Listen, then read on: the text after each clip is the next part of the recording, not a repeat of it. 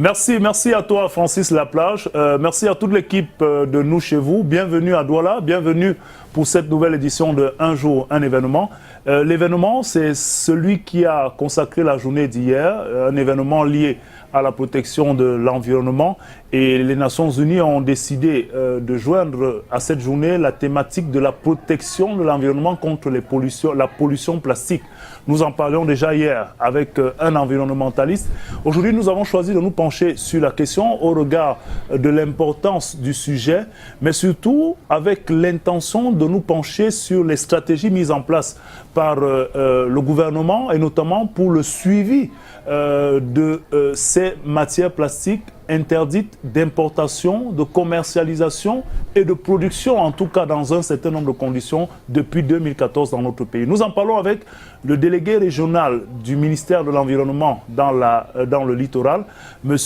Sidi Baré, qui a accepté notre invitation et qui est présent avec nous dans ce studio pour aujourd'hui. Merci d'avoir répondu à notre sollicitation. Merci bien pour l'invitation. Bonjour aux auditeurs de Canal 2 International. Voilà, dans le cadre de Un jour un événement, nous nous intéressons donc à cette actualité autour des emballages plastiques. Hier était la journée internationale consacrée à cet événement. Ici à Douala, on a eu affaire à un certain nombre d'activités, notamment organisées au niveau de la région et dans bien d'autres pôles.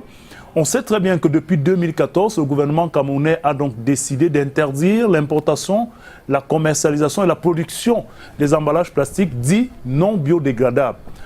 Qu'est-ce qu'on doit comprendre derrière cette mesure et quelles sont les spécificités justement des matériaux ou alors du matériel plastique mis en cause dans cette interdiction?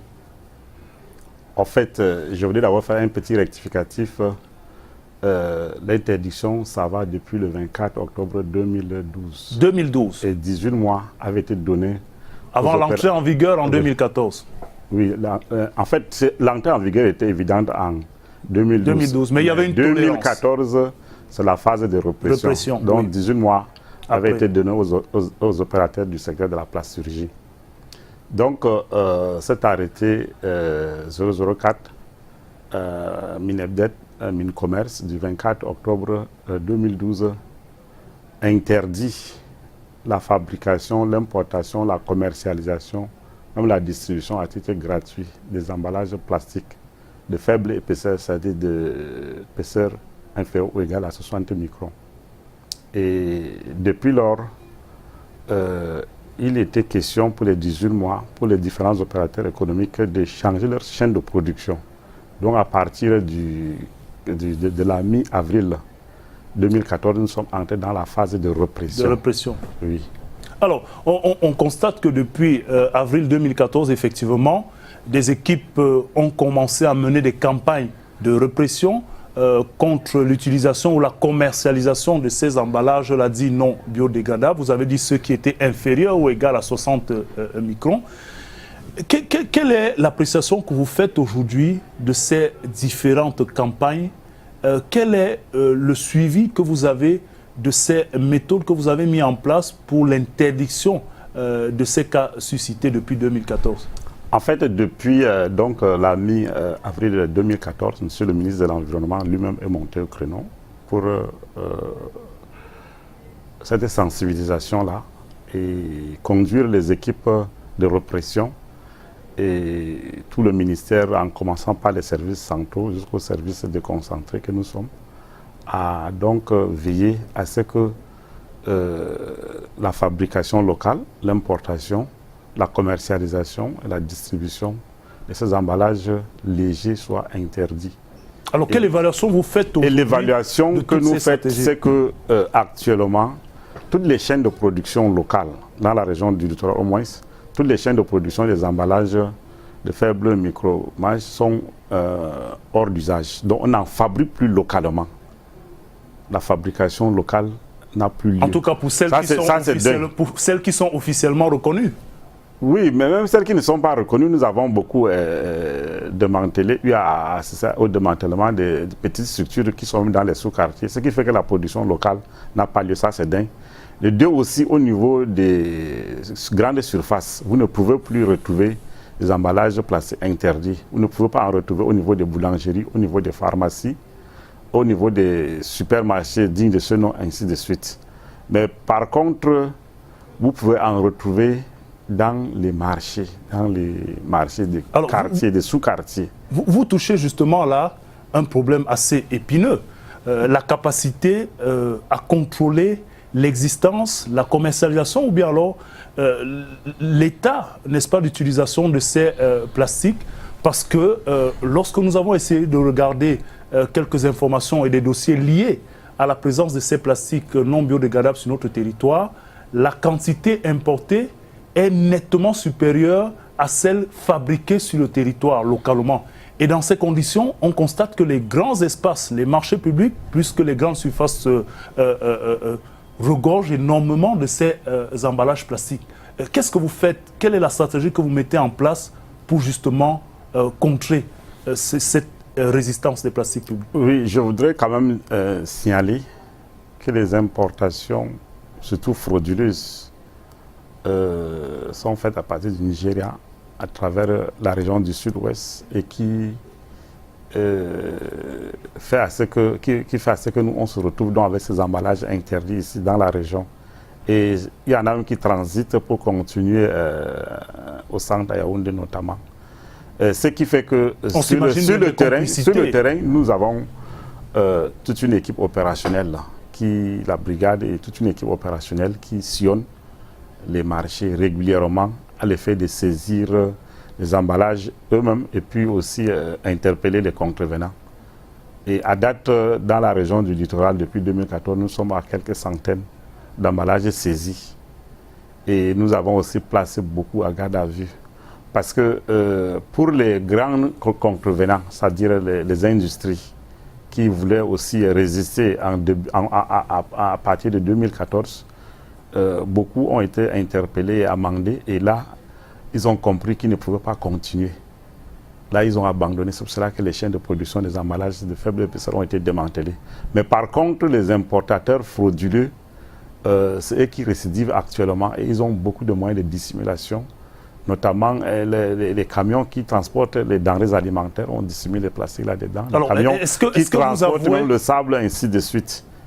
Est-ce que vous avouez une impuissance face à ces récidives-là? Non, loin de là, loin de là, parce que nous faisons des saisies régulières, ce qui fait que ce n'est pas question d'une impuissance quelconque, non, loin de là, c'est que le phénomène, comme tout phénomène de contrebande, est assez difficile à maîtriser, parce que ce soit la police, que ce soit la douane, que ce soit nos services, nous-mêmes, nous procédons régulièrement à ces saisies-là, même des produits venant par avoir de la contrebande.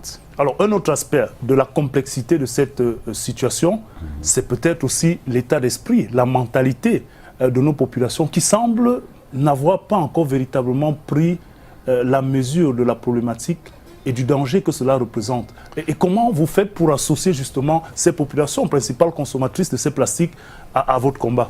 Oui, en fait, pour les populations, c'est question de leur bourse. Vous savez que les emballages autorisés, donc qui sont d'épaisseur supérieure ou égale à 61 microns, ont un coût. Ce n'est pas les emballages à usage unique. Et généralement, donc là, les commerçants, les détaillants, donnent pratiquement gratuitement les emballages interdits. Parce que c'est de faible épaisseur, ça ne coûte presque rien. Donc, c'est pour cela que vous allez voir les consommateurs s'intéresser beaucoup plus à ceux-là. Parce que quand vous allez dans une boutique, quand vous êtes dans une table du marché, on vous emballe juste vos produits, vous partez. Mais par contre, les emballages qui sont à usage multiple, vous devez peut-être débourser 50 francs. Mais cela aussi, il faut le comprendre. Nous sommes, par exemple, à Douala, une ville assez pluvieuse. Il y a des articles que vous vouliez ou pas, vous ne pouvez pas facilement les transporter sans que cela ne soit emballé dans du plastique. Quand vous voyez le sel, le sucre, le piment qu'on vend, on connaît aussi le pouvoir d'achat de nos ménages. Quelqu'un qui vient pour acheter quelque chose de 50 francs, des fois même de 100 francs, ainsi de suite. Donc, ce qui fait que cela devient à ce niveau-là un peu compliqué. Alors, mais je crois que les populations doivent comprendre. Les populations doivent comprendre. Le message du secrétaire général des Nations Unies hier, à l'occasion de la célébration de la 46e journée mondiale de l'environnement, disait que 50% des emballages plastiques sont à usage unique. Vous imaginez ça, 50% sont à usage unique. et 10% des déchets sont des emballages plastiques. Si on ne fait pas attention, le phénomène est très très dangereux. Dangereux pour la planète et l'environnement. Mais voilà, peut-être qu'on va terminer par là. Vous avez commencé à toucher les questions liées à la bourse des consommateurs, des populations qui sont pour la plupart les utilisateurs de ces plastiques non biodégradables. Il y a aussi un autre phénomène, notamment dans les grandes surfaces, supermarchés, boulangeries. Certains consommateurs se plaignent justement de ce que, avant ces interdictions, ces campagnes, des plastiques peut-être pas à usage multiple, étaient donnés gratuitement dans ces services pour emballer un certain nombre de colis, ou bien un certain nombre de volets de colis, et que malheureusement, suite à ces interdictions, même ce qui était gratuitement donné dans ces surfaces, ces supermarchés, est devenu vendu aux clients 50 francs, 100 francs, sans que le gouvernement n'emporte des mesures palliatives. Et au finish, c'est le consommateur qui souffre et qui fait les frais, même si on ne voit pas tellement le résultat des mesures. Oui, ça c'est vrai, c'est le consommateur qui souffre, mais le consommateur doit aussi savoir que la pollution se compte ce consommateur-là.